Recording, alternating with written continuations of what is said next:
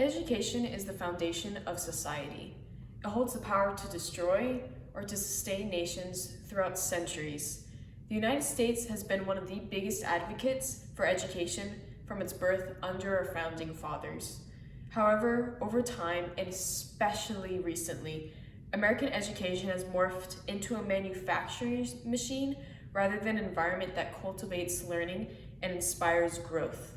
This problem has corrupted the youth of today and poses a serious threat to the future of America if it remains unaddressed. Which brings me to my first point. The problem is the school system's method. Students are not empowered. Rather than being pushed to excel, they are pulled through the curriculum. Students are pulled through their classes to get grades. They simply go through the motions to get their diploma.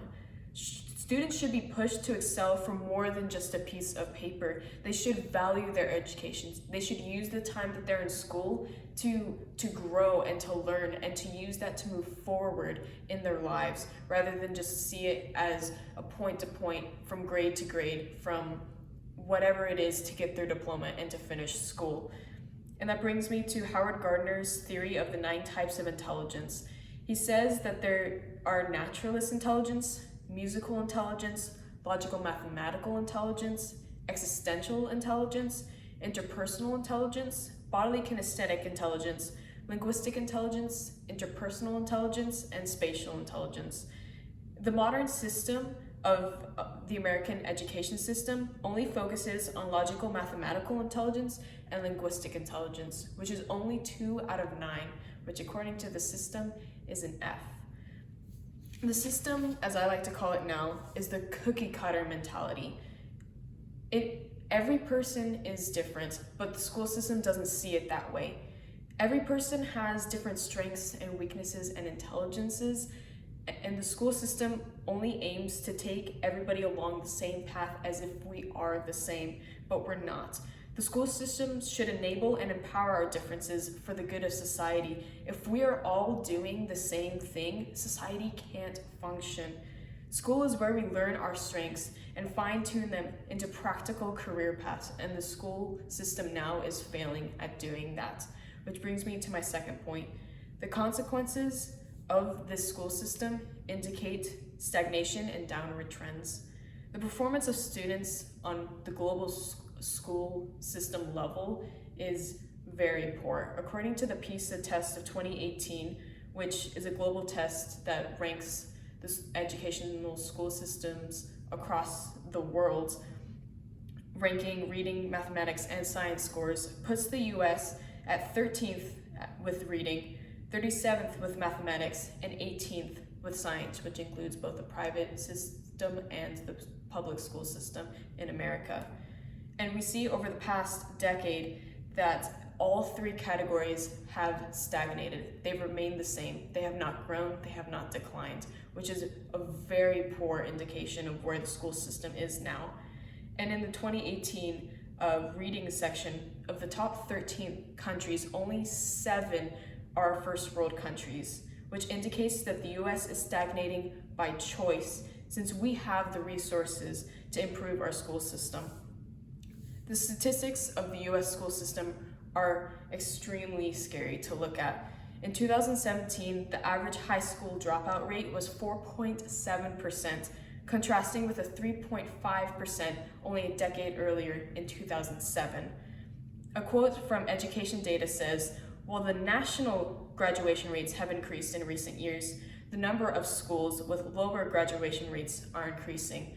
The more schools that we have with low education rates means that this increase will eventually turn downwards, especially among state levels like New Mexico, where almost every statistic is downward, including education, but not only explicitly with that. As long as the system does not provide for and empower disadvantaged students for whatever reason, the educational trends will continue to shift downwards, especially the ones that are increasing right now. Which leads me to my third point. The solution is a learner-centered model. In Finland, they do an excellent job at executing this model. A quote from their website says, "The Finnish classrooms are typically described as learner-centered, has the emphasis on student self-assessment. Students are expected to take an active role in designing their own learning activities. And we see the global ranking with the same PISA test of 2018 that Finland ranked number 7 in reading, number 16 in mathematics, and number 6 in science, which is significantly higher than the US in every single category. The solution to our problem is incorporating this model to fix our current problems with the American school system.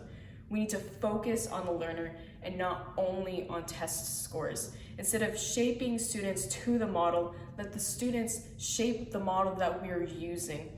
Well, when schools focus on only test scores, it removes the individualism of the student and makes them part of this cookie cutter mentality.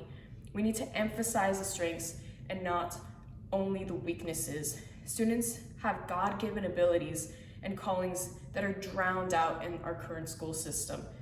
The purpose of school should be to empower students to pursue their passions and not force them into what everyone else is required to do.